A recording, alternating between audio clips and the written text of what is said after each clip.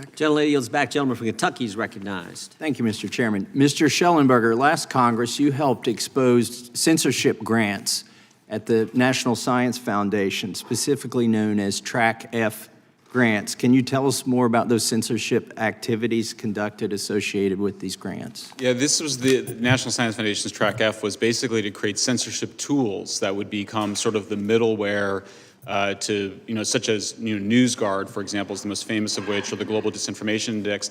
The idea is to essentially impose on people's systems, either directly through their computers or adopted by social media companies, a set of tools that would allow centralized authorities to decide what the truth was and filter it for people. It's a horrifying program. All of Track F, in my view, should be eliminated, and I think there should be an investigation to figure out what in the world were they thinking when they created a program to basically have the taxpayers subsidize the creation of elaborate censorship tools that included the use of AI in creating that censorship.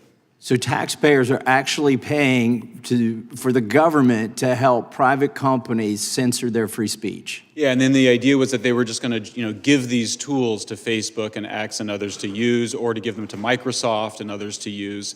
It's awful stuff. And by the way, it also came from Department of Defense. So much of those NSF grants are sort of recycling older DARPA DoD projects. When I coached T-ball, the kids shared helmets. And so occasionally there would be an outbreak of lice, and we'd comfort the parents by saying it's not a sin to get lice, it's a sin to keep lice.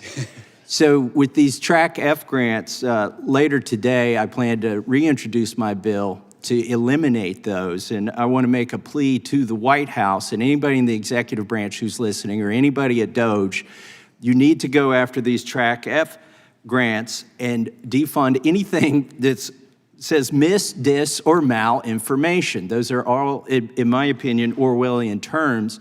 Also, we have an omnibus coming up in March where I'm scared to death we're going to refund all of these things. We're basically going to feed the lice that were contracted in the last administration. But this isn't just limited to NSF grants.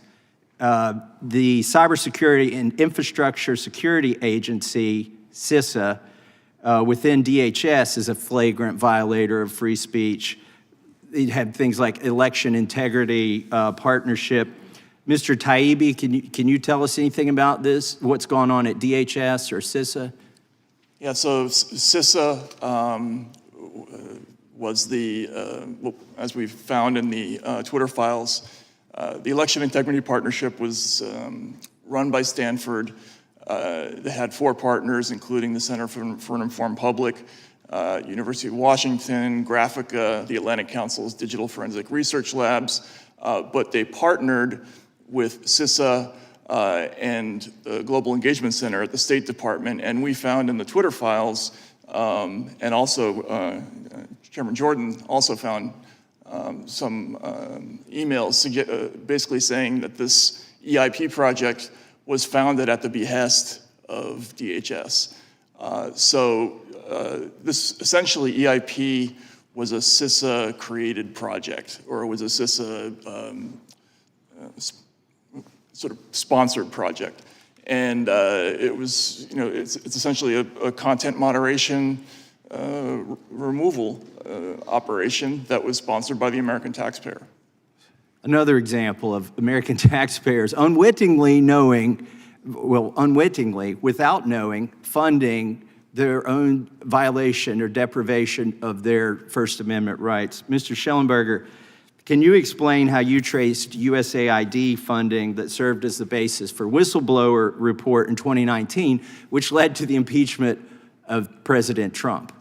Sure. Well, you may remember that the so-called whistleblower in the White House was actually a CIA analyst, and in that whistleblower's complaint, which led to the impeachment, one of the central pieces of evidence was created by a USAID-funded and controlled organization called the OCCRP. And we have another piece out today about how it participated in the Russiagate hoax as well, creating essentially very important information leading to that. So, you have in USAID a much larger fund of money and a much broader strategy for information control that included censorship, but also, as I mentioned, taking control of investigative journalism really worldwide. Its ambitions were amazing. So yeah, I mean, that's an agency, when we saw that get shut down by DOJ, I thought that was completely appropriate. If there's something in there that it was doing that's valuable, then you could refund it later. But my view, same thing with CISA, death penalty for organizations that participated in violations of the First Amendment like CISA. Cybersecurity is an extremely important function. It shouldn't be contaminated and undermined by censorship activities. Well, I think it's always been known that our government has funded the change in administrations, if we can say it politely, of other governments. But isn't it borderline treason when the taxpayer when organizations entrusted with protecting our country are now undermining our own government?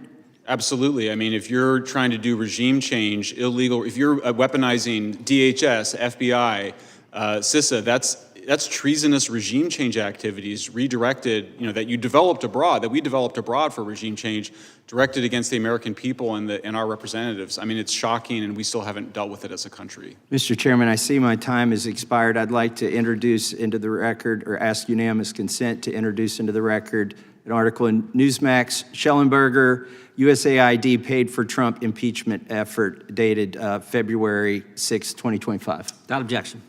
Gentleman yields back. The gentleman from Georgia is recognized. Thank you, Mr. Chairman, Mr. Ranking Member. Today's hearing entitled Censorship Industrial Complex